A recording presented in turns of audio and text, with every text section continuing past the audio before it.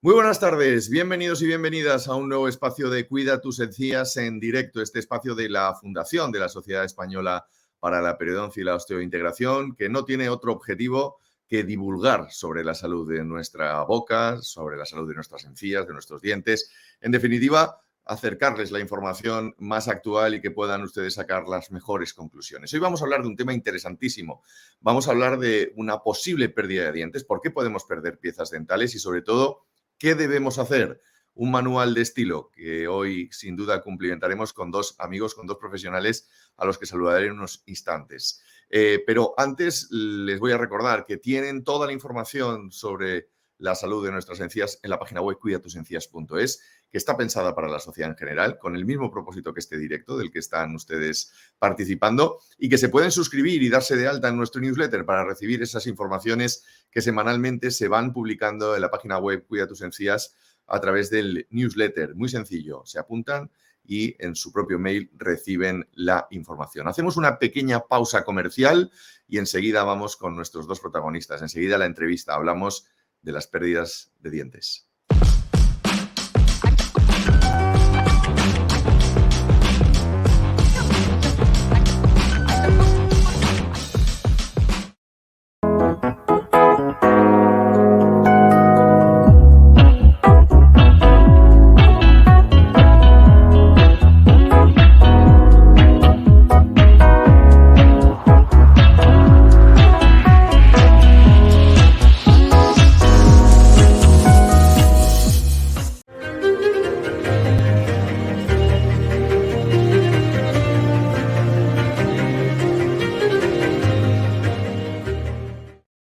Y esos dos amigos a los que aludía yo al principio del programa ya los están viendo en pantalla, son los odontólogos Fernando Luengo y Alberto Monge. A los dos, muy buenas tardes, Fernando, bienvenido. Buenas tardes, Ángel. Un placer tenerte de nuevo en Cuida tus encías. Sí, un placer estar una vez más con vosotros. Alberto, es tu primer Cuida tus encías, pero de la misma manera agradecerte públicamente en nombre de SEPA, de la Fundación, que estés con nosotros y que nos ayudes en este ejercicio de la divulgación. Un honor, Ángel. Muchísimas gracias por la invitación. A ti por participar. Voy a empezar preguntándole a Fernando. Hemos preparado una serie de preguntas relacionadas con esta pérdida de dientes y qué podemos hacer. Y empezaremos, como marcan los cánones, por ese inicio. ¿Por qué motivos podemos llegar a perder una pieza dental? Fernando, ¿qué hay detrás de esas pérdidas dentales? Bueno, realmente hay un montón de motivos, ¿no? Y seguro que cada uno de los pacientes te cuenta una cosa diferente, pero en general en pacientes adultos la principal causa de pérdida dentaria es una periodontitis no tratada o la presencia de caries, ¿no? Digamos que son los dos motivos principales por pérdidas de dientes. A ellos se les suma en menor medida otros factores, principalmente de origen traumático, pues me da un golpe y se me ha partido un diente y al final me lo he tenido que quitar. O también puede haber motivos iatrogénicos, es decir, lo que ya llamamos por tratamientos realizados que o bien no se han realizado correctamente o bien que se han realizado pero con el paso del tiempo pues han terminado fracasando, ¿no? Y al final, pues por un motivo o por otro, ha habido que acabar quitándolos. Pero bueno, realmente hay un montón de causas, ¿no? Desde perderlo por algún tipo de infección hasta que te den un golpe y se parta. Le voy a preguntar a Alberto por ese primer motivo, por el primero no, por uno de los más llamativos, que es cuando uno se da un golpe o recibe un impacto, ¿no? Y pierde esa habilidad. ¿Cuál sería el primer paso a realizar? ¿Qué es lo primero que deberíamos hacer esto?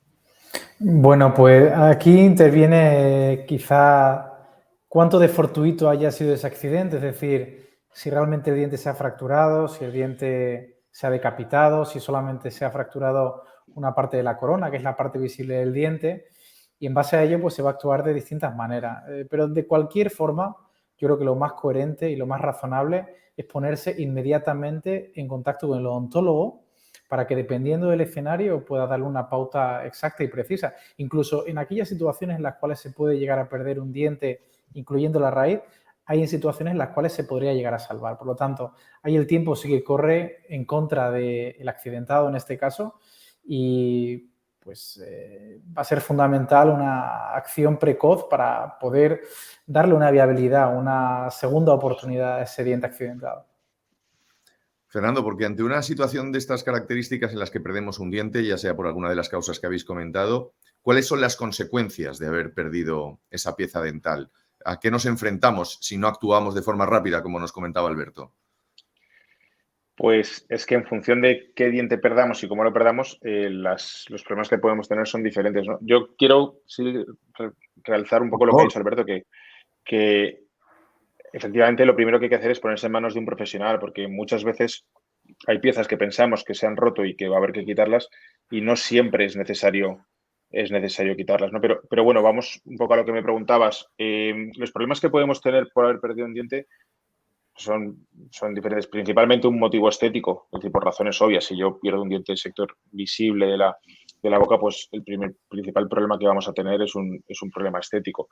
Luego, además, vamos a tener problemas de carácter funcional, es decir, todas esas piezas que siempre nos dicen algunos pacientes, no, es que, bueno, como no se ve, pues no molesta tanto, ¿no? Pero, sin embargo, también crea problemas funcionales. ¿Por qué? Porque, bueno, por un lado va a estar sobrecargando todos los dientes que están alrededor de la zona en la que hemos perdido el diente, esos dientes que se llaman adyacentes y que van a empezar a trabajar más porque no tienen ese diente, ¿no? Y además, esos dientes que están cercanos al hueco que se nos ha formado, pues seguro que se van a empezar a mover. Entonces, ese movimiento de esos dientes va a empezar a crear una serie de maloclusiones que, bueno, pues que realmente por no reponerte un diente que has perdido, a lo mejor acabas teniendo un problema mayor por movimientos o migraciones de los dientes de al lado, ¿no? Y luego, además, lo ha dicho Alberto también antes, es decir, el hecho de no actuar a tiempo pues puede acabar conllevando infecciones o problemas por remodelación del hueso, que a lo mejor en un primer caso, si hubiéramos acudido a tiempo, reponerlo con un implante hubiera sido más sencillo y si lo hemos dejado pasar muchos años, pues estamos habituados a ver pacientes que ha pasado mucho tiempo y de repente ese espacio que teníamos para colocar el implante con un hueso adecuado, pues de repente ya no es tan adecuado, ¿no? Entonces podemos tener, lo que te digo, problemas estéticos, problemas funcionales o problemas de disponibilidad de hueso para una posterior colocación del implante. Alberto, escuchando a Fernando, lo que queda muy claro es que no están más menores cuando uno pierde una pieza dental. No, sin lugar a dudas que no. Estoy muy de acuerdo precisamente con el primer punto que ha destacado Fernando y es el hecho de la secuela a nivel estética, a nivel psicológica, que le puede llegar a acarrear a un paciente, ¿eh? Y más allá de todo ello, hay una secuela funcional, la cual puede tener efectos adversos a corto y a largo plazo por migración de dientes adyacentes, como bien ha comentado Fer. Igualmente, por supuesto, porque en el momento en el cual se pierde un diente, especialmente si es un diente debido a un accidente, va a sufrir una serie de cambios, una serie de fenómenos de remodelación en el hueso y la encía que van a conllevar a que conforme vaya pasando el tiempo sea mucho más complejo reponer ese diente con un implante dental. Por ello, yo creo que el mensaje queda claro al que estamos aludiendo. Un diagnóstico y un tratamiento precoz y es cierto destacar que quizá con la entrada del nuevo milenio empezamos a comprender mucho mejor que la inmediatez es algo plausible, es decir, que en el momento en el cual se pierde un diente o se quita un diente por un motivo de infección, por un motivo de reabsorción, por un motivo de enfermedad periodontal, habrán situaciones en las cuales, de acuerdo a algunas características anatómicas, se puede llegar a no solamente reemplazar la raíz del diente con un implante dental, sino incluso a dar una estética inmediata. Por lo tanto, diagnóstico y tratamiento precoz. Ya lo estáis empezando a insinuar y el título del directo de hoy de este Cuida tus Encías es Perdí un diente y ¿ahora qué? Pues vamos a centrarnos ahora en el ahora y qué, porque como bien decías hay soluciones, ¿no? ¿Qué amalgama, qué herramientas, qué soluciones tenéis los profesionales para poder subsanar este problema, Fernando? Bueno, me vuelvo a repetir a lo que he dicho hace 2 preguntas. No siempre hay que quitar el diente. Entonces, muchas veces los pacientes acuden pensando que el diente está para quitar y no siempre hace falta quitarlo. Pero bueno, vamos a ponernos en la situación de que el diente ya lo hemos perdido y tengo que reponer ese espacio, ¿no? Yo les diría primero a los pacientes que se olviden de buscar en internet, de preguntar a los amigos, porque es que cada caso es un mundo. Entonces, todos vienen diciéndote, no, es que mira, a mi vecino le han hecho tal y yo quiero hacerme cual. Claro, cada caso es diferente. es el dentista el que mejor va a saber elegir la opción ideal. Dentro de estas opciones, pues seguro que todos conocemos a alguien que tiene los famosos puentes dentales, que cada vez, afortunadamente, pues tenemos que hacerlos menos porque implican tener que tallar dientes que a veces estaban sanos.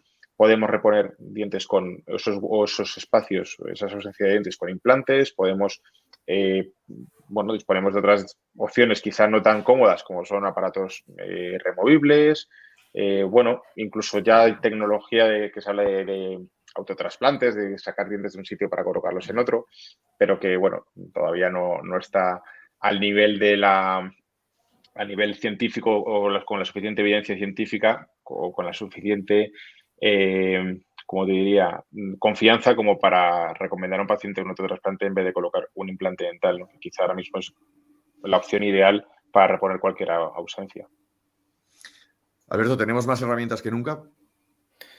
Sin lugar a dudas, y no solamente herramientas en lo que refiere al reemplazo del diente, sino además al reemplazo del hueso perdido, ¿no? Que, como ya hemos dicho, en ocasiones esos déficits pues, pueden alterar o podían alterar en el pasado las opciones terapéuticas, podían limitarlo a que un paciente pues, solamente pudiera ser rehabilitado con una prótesis removible, ¿no? De quitar y poner. Sin embargo, actualmente tenemos esas herramientas y tenemos el conocimiento para aumentar el hueso, para aumentar la encía en situaciones pues, quizá más arduas para colocar un implante dental en una primera instancia y que será la decisión final del profesional, en este caso del especialista, la de cuándo colocar un implante y cómo colocarlo en caso de necesitar algún tipo de estrategia adyuvante.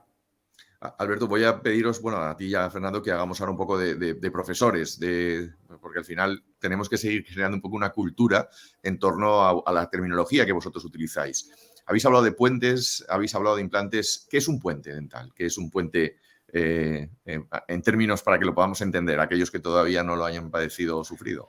Bueno, pues de una manera muy sencilla, un puente dental es un diente artificial que se ve soportado sobre los dientes de al lado.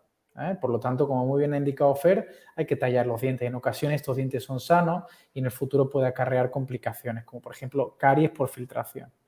Un implante dental es un tornillo hecho de aleaciones de titanio, un material, a propósito, biocompatible, en el cual una ínfima parte de la población es alérgica, por lo tanto, esto infiere en que los implantes nunca van a ser rechazados, pueden fallar, por supuesto, puede haber complicaciones, pero nunca van a ser rechazados, y que su misión fundamental es reemplazar la raíz del diente para, a continuación, de manera inmediata o diferida, colocar lo que sería la parte visible del diente, a lo cual vamos a denominar corona.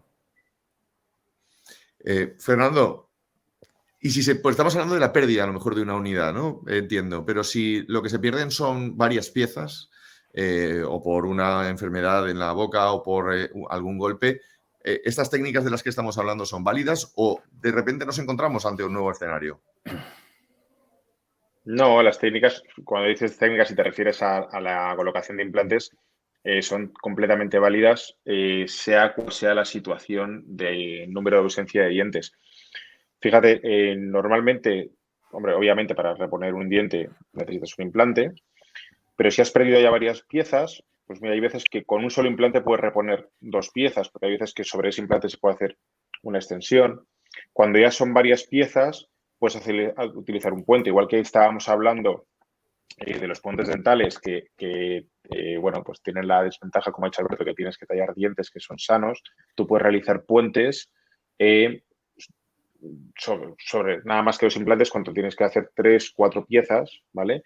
Ya aparte, también depende un poco de en qué zona. No es lo mismo perder 4 piezas de un sector de las muelas que perder 4 piezas de un sector anterior-inferior. Y ya según vamos necesitando más dientes a reponer, pues obviamente vamos necesitando un mayor número de implantes. De ahí hasta tener que hacer una rehabilitación de boca completa. Claro, ¿qué pasa? Que luego a la hora de reconstruir o de necesitar una rehabilitación completa, en función del tipo de prótesis o estructura que vayamos a necesitar, vas a necesitar más o menos implantes. Entonces, pues no es lo mismo el número de implantes que se necesitan para reponer una estructura completa pero removible que para el número de implantes que se necesitan, cuando esa prótesis necesitas que vaya fija, en función del diseño, pues necesitarás más o menos implantes. Es decir, no hay un número determinado de implantes que yo te pueda decir, este es el número exacto para una rehabilitación completa. Lo que sí que está claro es que ya sea para un diente o para reponer toda la boca, hay opciones para reponerlo con implantes dentales. Alberto, Fernando comentaba al principio que cada persona es un mundo y que cada paciente evidentemente es un caso. Hablar de duración de tratamientos entiendo que en este caso será en función de cada situación, ¿no? Al final estáis haciendo una medicina muy personalizada. Eso es correcto. Yo creo que esa terminología encaja perfectamente para explicar la durabilidad de este tratamiento. Aquí hay dos elementos, Ángel. Uno es el huésped, es decir, que el candidato realmente sea bueno para albergar implantes dentales y no porque vayan a ser implantes que fallen tempranamente por rechazo, sino porque un paciente que ha perdido los dientes por mucho sarro alrededor de ellos, mala higiene, poca motivación, que no acude a la terapia de soporte periodontal, los mantenimientos para monitorización, pues posiblemente no sea un adecuado candidato para albergar implantes dentales. Porque finalmente esos implantes, que a propósito tienen un nivel de respuesta quizá muy inferior al de los dientes, pues van a fallar y se van a dar esto que nosotros llamamos las patologías periimplantarias. Y el segundo elemento, que yo creo que también es clave, es el profesional, es decir, poder recurrir a las mejores estrategias que se personalicen precisamente de acuerdo al perfil de cada paciente. Habrá pacientes que sean candidatos decentes para tener implantes dentales, pero quizá no para tener una prótesis fija soportada sobre muchos implantes, porque quizá no tenga hueso, porque quizá sea un paciente con una historia de enfermedad periodontal, la cual hemos controlado, pero quizá el paciente por su perfil psicológico se descontrole, deje de venir al mantenimiento y donde posiblemente en esas situaciones o 2 o 4 implantes, como es en la zona mandibular o maxilar respectivamente, pues puede ser suficiente para soportar o retener lo que se denomina una sobredentadura, que es una prótesis fija, pero que en un momento determinado el paciente se la puede quitar para limpiarse muy bien y que nosotros también se la podemos quitar para poder monitorizar, para poder ver la condición alrededor de los implantes, sobre todo para garantizar que efectivamente estos implantes son mantenibles. Para responderte de una manera concisa tu pregunta, los implantes son efectivos y es el conocimiento y es el mensaje que todos los pacientes deben de tener, pero se tienen que poner en buenas manos de profesionales y sobre todo el profesional tiene que tener un argumento preciso para entender si un paciente es buen candidato o no lo es, o de acuerdo al perfil de riesgo que tenga, cuál es la mejor estrategia terapéutica. Fernando, seguir el criterio del profesional y ser obedientes también como pacientes, ¿no? Es decir, comprometernos con el profesional también. Ahí también los pacientes tenemos algo que decir. Bueno, y es muchas veces lo más difícil, ¿eh? Conseguir que el paciente... a ver, es que por un lado tienes que diferenciar lo que es conseguir explicar como un profesional lo que el paciente necesita saber y luego, por otro lado, que el paciente sea consciente de la magnitud y de la importancia de lo que le estamos explicando. Pero obviamente esto es un trabajo de dos, un trabajo en equipo, de lo que nosotros podemos hacer, pero luego nosotros no podemos estar en casa con ellos. Entonces, bueno, pues es un trabajo en equipo, como tú muy bien dices. Me gustaría haceros una reflexión y conocer sobre todo vuestra opinión. En el tiempo que llevo realizando este espacio he escuchado a muchos de vuestros compañeros y he aprendido una cosa, o por lo menos he entendido que la ortodoncia en estos momentos, todo lo que es la filosofía de proteger la salud de nuestros dientes, apuesta más por conservar las piezas en lugar de eliminarlas. Creo que lo has mencionado tú también al principio, Fernando. Esta tendencia es bastante más actual que la ortodoncia antigua, si me permitís un poquito la comparación, ¿no? Antes, posiblemente, ante cualquier problema se eliminaban piezas y hoy estáis más por la labor de mantener lo que tenemos. Sí, bueno, más que ortodoncia clásica o antigua, que quizá ortodoncia es más el concepto de necesitar mover los dientes o cómo mover los dientes para corregir las malposiciones. Sí que es verdad que si quieres hablar de una odontología más clásica, pues realmente cada vez yo creo que hay más conciencia de intentar mantener los dientes ahora mismo. También es verdad que los tratamientos periodontales clásicos existen desde hace 50, 60 años y están descritos desde hace un montón de años. Lo que ocurre es que a lo mejor quizá por la zona en la que se publicaban hasta que eso llegaba a España y tal, pues quizá no hemos sido tan conscientes hace 50, 60 años, aunque en ciertas ocasiones sí que es decir, existía, ¿no? ¿Qué ocurre? Que realmente es mucho más fácil, o era mucho más fácil en otros tiempos, quitar un diente que luchar por él. ¿Por qué? Porque realmente ahora sabemos mucho más, tenemos mucha más evidencia científica, tenemos mucho más dispositivos, mucho más instrumentos para conseguir el objetivo de mantener los dientes. Obviamente hay veces que se puede y otras veces que no. Y afortunadamente hace esa odontología clásica que mencionabas tú, al perder las piezas, era un drama porque no había unas soluciones fiables para reponer esas piezas y sin embargo ahora mismo, si no somos capaces de mantener esos dientes, pues tenemos esas soluciones fiables para reponerlo. Entonces, quizá podríamos hablar de que esta odontología moderna ahora mismo, por un lado, controlamos mucho más a nivel periodontal, sabemos mucho mejor cómo mantener los dientes y además, en caso de que no podamos hacerlo, tenemos muchas mejores soluciones para reemplazarlos, con lo cual, obviamente, la odontología ahora ya no es tanto que sea una corriente que antes no existía, sino que tenemos mucho más armas a nuestro favor para conseguir esos objetivos. Es un poco mi opinión, pero... Alberto, la tuya. Estoy completamente de acuerdo contigo. Tenemos herramientas, tenemos el conocimiento, tenemos la certeza científica, el rigor científico y también entendemos cada vez más que dentro de los criterios de éxito, no solamente algo mesurable de manera objetiva, sino también cuál es la calidad de vida o la satisfacción que esto le confiere al paciente. Y hemos entendido no solamente literatura del área de la odontología, sino también de la antropología, que los pacientes con menos dientes, pero dientes, van a tener mejor calidad de vida que pacientes los cuales tienen rebordes edéntulos o en la actualidad que tienen implantes dentales con posible presencia de patologías. Por lo tanto, el mensaje y la filosofía actual es clara y concisa. Hay que mantener los dientes y cada vez somos más efectivos en mantenerlos. Hablar de costes quizás no procede, ¿no? Cuando hablamos de salud, Fernando, Alberto. Bueno, mira, por lo general es un tema tabú muchas veces en la consulta Por eso dental. lo planteo. Yo no suelo tener problema de hablar dinero, o sea, de hablar de dinero con los pacientes.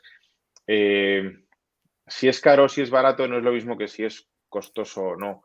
Yo creo que los costes, pues, bueno, pues son elevados porque los materiales tienen un precio elevado y obviamente porque los materiales buenos pues llevan mucha investigación detrás, ¿no?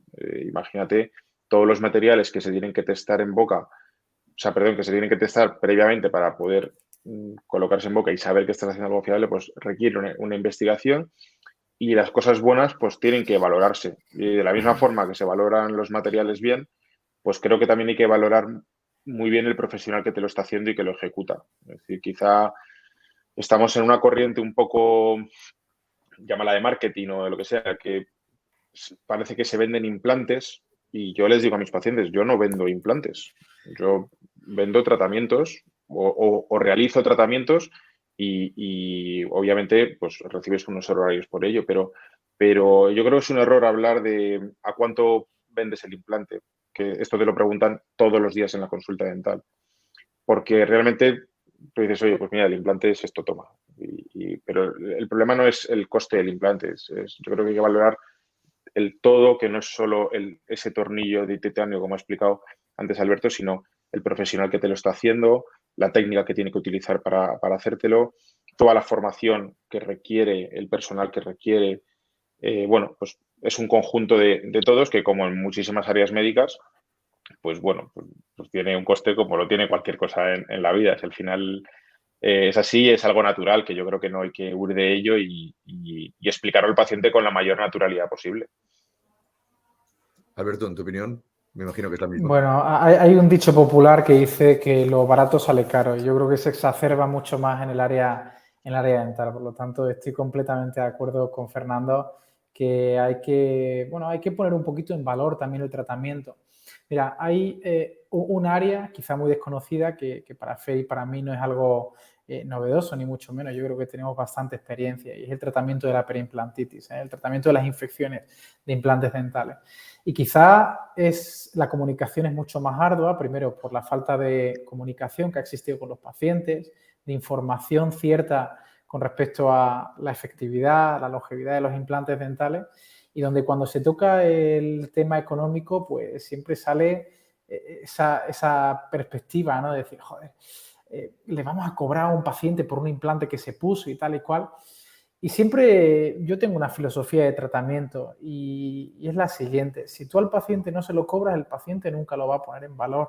Y por lo tanto, ese paciente que desapareció de la consulta y no volvió hasta el 5.º año porque ya le molestaba o tenía pus que le salía alrededor de los implantes, pues va a volver a hacer lo mismo hasta que le vuelva a ocurrir el problema. Entonces, al final es deficitario. Nosotros, más allá de nuestra vida docente, también mantenemos clínica privada y por lo tanto tenemos que mantener esta empresa, tenemos que mantener pues el carburante que nos permite todos los días pues levantarnos y ofrecerles el mejor servicio a los pacientes. Por lo tanto, es obvio que algo que es costoso para nosotros, que es mantener unas instalaciones y comprar el mejor material y tener la mejor educación, por qué no decirlo, que también pues ha acarreado un gasto y sigue acarreándolo porque seguimos en formación continua, eso de alguna manera se tiene que transferir a los pacientes. Me quedan unos minutos para el final y me gustaría abordar con los dos también una cuestión de la que se habla poco cuando hablamos de la implantología, etcétera, que es del mantenimiento, ¿no? de esos implantes. Porque, como bien decíais, pues, oye, mi vecino ha dicho, se lo ha puesto y se ha acabado el problema. Un momento. Recordémosles a todo el mundo que esto no es así, sino que es un tratamiento que tiene diferentes fases, ¿no? Me gustaría que aquí especialmente hicierais, porque además tiene mucho que ver con esto último que comentabas, Alberto, ¿no? Fernando. Sí, bueno, quizá el que mejor puede contestar a esto es Alberto. A ver, Pues, me ha hecho mucha gracia cuando que hace unos minutos me ha puesto un poco a su nivel, a nivel de investigación. Yo obviamente realizo mucha investigación, pero Alberto es quizá una eminencia en cuanto a investigación de estos temas, ¿no? Entonces, de hecho, hay ya ciertas publicaciones realizadas por Alberto que te hablan de lo imprescindible que es realizar el mantenimiento periodontal o perimplantario de los pacientes, ¿no? Entonces, es un poco a raíz de lo que os decía antes, que es un trabajo en equipo. Es decir, pues esto, yo a los pacientes les digo, mira, tú a la hora de cepillarte tiene que ser exactamente igual. Es decir, no tienes que pensar que porque tienes un implante, este dicho que se decía de los implantes son para toda la vida, el paciente se piensa que como es algo postizo, pues ya está, se acabó.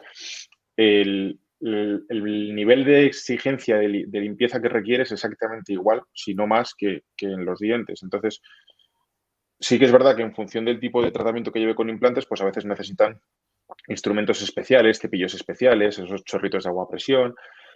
Bueno, pues el profesional va a dar instrucciones de higiene al paciente para cada caso, para que el paciente aprenda a hacerlo bien de una forma personalizada, para que sepa cómo lo tiene que hacer en su caso. Pero además es imprescindible que el paciente entienda que tiene que venir a vernos y tiene que venir cada cierto tiempo a que nosotros, primero, podamos limpiar eso, en ocasiones desmontarlo para limpiarlo, pero que no sirve solo para limpiar, sirve para que nosotros podamos monitorizar cómo están esos implantes. Para nosotros es imposible, si el paciente no viene, es imposible que yo pueda ver si eso está yendo bien o está yendo mal. Entonces, el implante no tiene nervio, no tiene ligamento, no tiene nada, no duele. Llega un momento que, como decía Alberto, de repente te los encuentras 5 o 6 años después y acarrean problemas. ¿Y cómo puede ser esto? Pues claro, chicos, es que si no has venido en 5 años, que yo no puedo hacer nada, ¿no? Entonces, bueno, es igual que somos muy insistentes en que el paciente tiene que venir a esas citas de limpieza, de mantenimiento en los dientes, con los implantes es exactamente igual. Alberto, por alusiones. Sí, pues no, completamente alineado con lo que estaba diciendo Fernando. Va a depender un poquito del perfil de riesgo. Yo, para tratar de sintetizarlo, diría que hay un perfil de riesgo bajo, aquel paciente que acude con placa menos del 20% visible, ¿no? Es decir, si el paciente divide la boca en 5 y más de una quinta parte la tiene llena de sarro, pues es un paciente que se debería encuadrar en un alto perfil de riesgo porque probablemente no se cepille o ese cepillado no sea eficiente. Pacientes que son fumadores, pacientes que tienen diabetes no controlada, pacientes que se han sometido a una terapia periodontal o periimplantar, son pacientes que yo creo que integrando el conocimiento que tenemos por más de un siglo en el tratamiento y monitorización de dientes, después de terapia periodontal, tendrán que venir cada 3-4 meses. Sin embargo, un paciente que se cuide, un paciente que no sea fumador, un paciente que no tenga diabetes, un paciente que se cepille bien, es decir, que realmente esté siendo eficiente la higiene dental y que esté motivado, un mínimo de 2 veces al año, pero tratar de que nunca sea menos de 2 veces al año. Porque sobre todo cuando estas patologías perimplantarias de las que antes hablábamos ocurren, lo más interesante siempre y más predecible es diagnosticarlas y tratarlas precozmente. Y la evolución puede ser muy rápida y muy aceleratoria. Y por lo tanto, si ya lo diagnosticamos cuando está muy establecida, cuando ha ocurrido mucha pérdida de hueso, pues todo va a ser mucho más engorroso. Y volviendo precisamente a la pregunta de antes, el coste-beneficio va a ser mucho más desfavorable para el paciente. Alberto, Fernando, un verdadero placer escucharos. Gracias por esta clase magistral que nos habéis dado sobre las posibilidades que tenemos. Hemos centrado parte del debate también en todo el mundo de la implantología, de la que hay que seguir hablando mucho, evidentemente, y seguir creando esta cultura. Pero ha sido un verdadero honor teneros este ratito con nosotros. Muchísimas gracias a los dos. Invitados a una próxima edición de Cuida tus encías cuando queráis. Muchas gracias, placer, Ángel. Muchísimas gracias por contar con nosotros. Un placer. Un fuerte abrazo. Ahora nos vemos. Otro de vuelta. Hasta luego.